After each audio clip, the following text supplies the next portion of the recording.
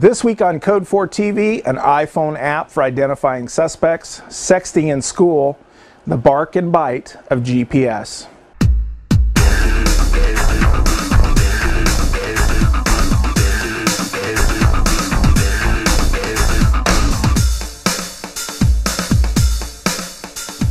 Welcome to episode 101 of Code 4 TV. I'm Joe. It's a great day in our world and a very busy week in public safety, so let's get it started. The iPhone has become a craze in the tech world, and now it's not only the general public looking to the capability of the phone, but also law enforcement. Massachusetts is believed to be the first state to see a revolutionary way to identify suspects in the field.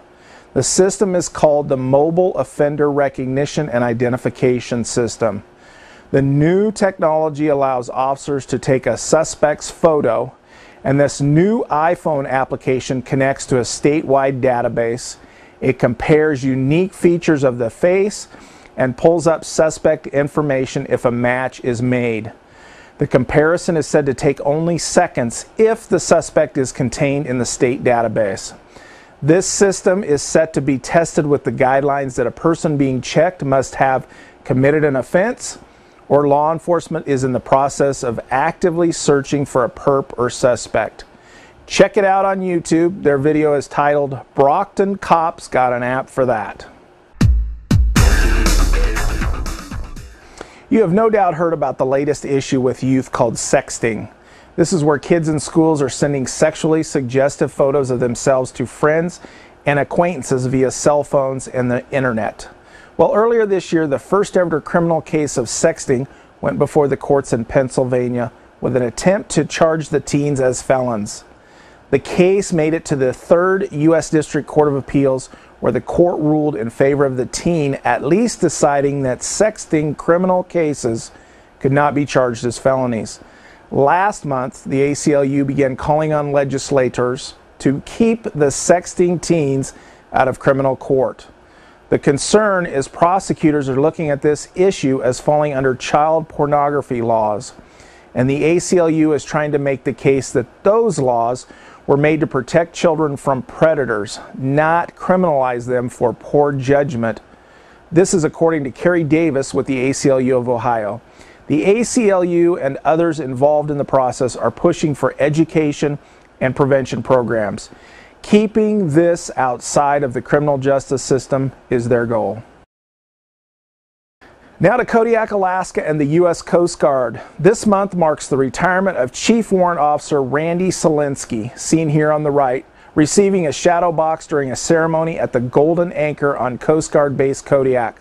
Selinsky has served 37 years with the Coast Guard aboard 9 of the different cutters the Coast Guard operates.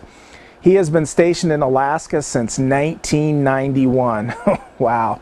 In Kodiak, just to give you an idea, the average annual temperature is 40 degrees and the average snowfall is 77 inches. And he started with the Coast Guard in 1973. Wow. Thank you, sir, for your service, especially in Kodiak, Alaska. The state of Texas this month executed 59-year-old David Powell for the murder of a police officer 32 years ago. Powell had been convicted and sentenced to death for the murder of a police officer during a routine traffic stop for a traffic violation in 1978. Powell saw many lengthy appeals and requests for clemency in those 32 years. Some even thought that he should be spared the execution because waiting 32 years on death row was in itself cruel and unusual punishment. How about the death of the officer Ralph Ablanedo and the cruelty of him being gunned down by a Russian-made AK-47? Where's the comparison in that? Tracking with GPS has become a great tool for such things as law enforcement tracking suspect, concerned parents, or spying spouses. Many interested parties are still considering the options and struggling with managing the technology and its abilities. GPS devices are available these days for tracking vehicles, assets, equipment, property, and of course persons. Well, another way that many of us in law enforcement or those with interest in criminal justice may not be thinking about is the use of GPS to track us. At the end of last year, the police chief of Tyngsboro, Massachusetts, was receiving complaints that one of his officers was spending a lot of time at home with a patrol car parked in the driveway.